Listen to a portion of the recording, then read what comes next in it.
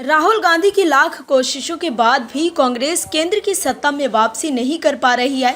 राहुल गांधी के राजनीति में आने के बाद कांग्रेस 3 बार लगातार लोकसभा चुनाव में हार चुकी है। सत्ता में वापसी करने के लिए राहुल गांधी ने खूब तिकड़म बिठाया था और बीजेपी के खिलाफ जमकर दुष्प्रचार किया था, लेकिन फिर भी उनकी दाल नहीं गली और तीसरी बार भी कांग्रेस सत्ता से दूर रही। चुनाव जीतने के लिए राहुल गांधी ने खटाखट 8500 देने का ऐलान भी किया, लेकिन फिर भी उनकी दाल नहीं गली और लोगों ने कांग्रेस को नकार दिया और फिर से पीएम मोदी ही प्रधानमंत्री बने। लेकिन फिर राहुल गांधी बीजेपी के खिलाफ मुद्दा ढूंढ रहे हैं। पीएम मोदी को बदनाम करने के लिए वो कामयाब नहीं हो पा रहे हैं। पीएम मोदी ने भी राहुल और कांग्रेस को करारा जवाब दिया है। दर्शकों, राहुल गांधी को समझ में नहीं आता है कि कौन सा बयान निजी है और कौन सा पार्टी का आधिकारिक बयान है। दर्शकों, राहुल गांधी की राजनीतिक अपरिपक्वता ऐसी है कि वो ये तक नहीं समझ पा रहे हैं कि पार्टी का वही बयान आधिकारिक बयान होता है जो पार्टी के किसी राष्ट्रीय प्रवक्ता द्वारा दिया जाता है या किसी अधिकृत व्यक्ति के द्वारा बयान दिया जाता है। दर्शकों, समझने की जरूरत है कि कंगना ने किसानों को लेकर एक बयान दिया, जिसको सुनकर राहुल गांधी की बाछें खिल गई हैं कि चलो हरियाणा चुनाव में एक मुद्दा तो मिला, लेकिन कंगना ने ही कांग्रेस और राहुल गांधी के मंसूबों पर पानी फेर दिया।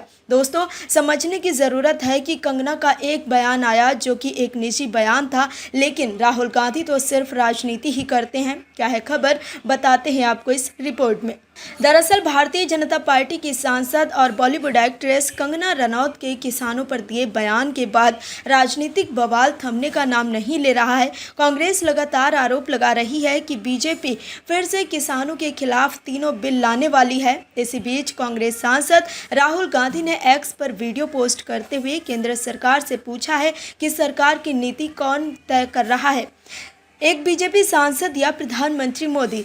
बीजेपी पर आरोप लगाते हुए कांग्रेस नेता राहुल गांधी ने कहा कि 700 से ज़्यादा किसानों, खासकर हरियाणा और पंजाब के किसानों की शहादत लेकर भी बीजेपी वालों का मन नहीं भरा। इंडिया गठबंधन हमारे अन्नदाताओं के विरुद्ध बीजेपी का कोई भी षड्यंत्र काम नहीं होने देगा। अगर किसानों को नुकसान पहुँचाने के लिए कोई भी कदम उठाया जाएगा तो मोदी जी को फिर से माफ़ी मांगनी पड़ेगी। इससे पहले बीजेपी से लोकसभा सांसद कंगना रनौत ने कहा था कि 3 कृषि कानूनों को वापस लाया जाना चाहिए और किसानों को खुद इसकी मांग करनी चाहिए। उनके इस बयान का बीजेपी की सहयोगी पार्टी ने भी विरोध किया, जिसके बाद कंगना को अपना बयान वापस लेना पड़ा।